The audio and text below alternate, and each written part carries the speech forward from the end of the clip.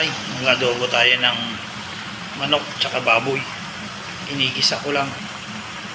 Ito yung baboy, pinakuluan ko muna. Pinalambot ko muna yung baboy. Tapos itong manok, gigisa ko lang. Haluin muna natin.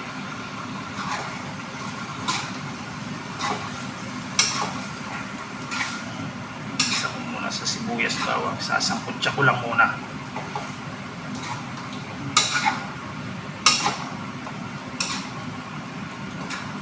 Nasangkot siya na. Saka ko ilagay yung baboy.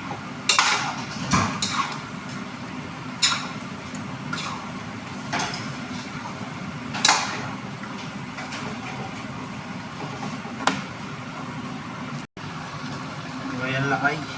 Talagang yung mga manok ngayon nagsasabaw na. Walang tubig yan ha. Nilagay ko ha. Pero ay magsasabaw.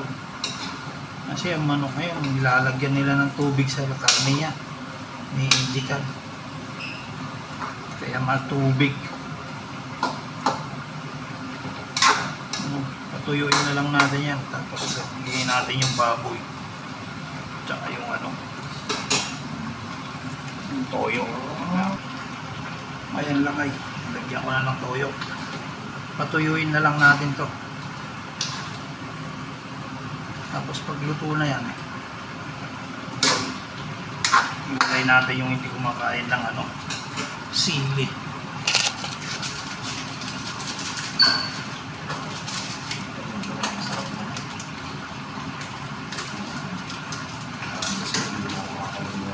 Yan ay manok eh. Manok sa baboy yan ano? Oo. Ano yan yung pinagagawa niya? Hindi. Pinabili ko to. Ha? Pinambili. Anong pinambili? Binili. Sa yung tira? Siyempre. Papanangaraw pa kasi. Hindi, share lang din natin ang blessing. Vlog mo ba? Ingay-ingay mo, naka-vlog yan. Ha? Naka-vlog yan. Ayan. O, ayan, lakay.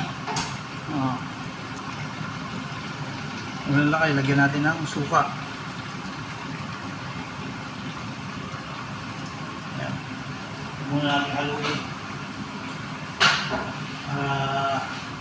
Hindi ma-miss. Maya-maya natin haluin. O, ayan, lakay. O, ayan, lakay. Haluin na natin.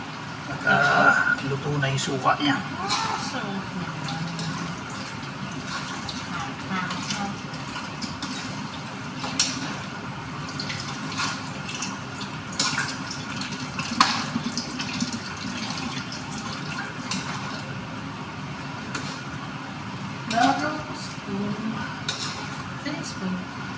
Spoon? Dito.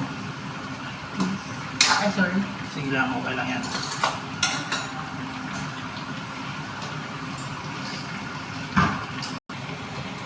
Ayan na lakay ang finished product natin ng adobo.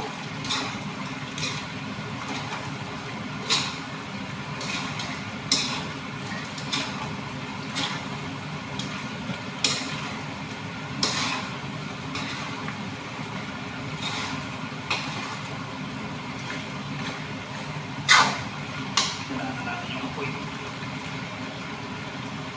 Ilagay na natin lahat to. Wala tayong sili. Ilagay natin para kahit pa paano may kunting anghang.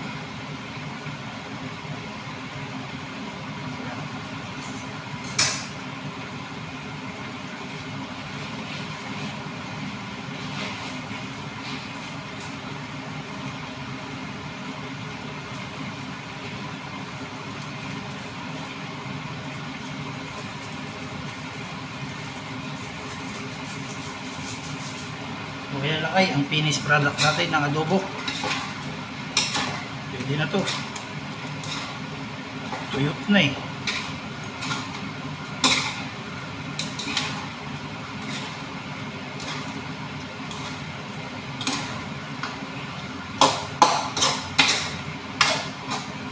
O yan, pwede na yan. O yan lakay, ang finished product natin ng adobo. Ayan.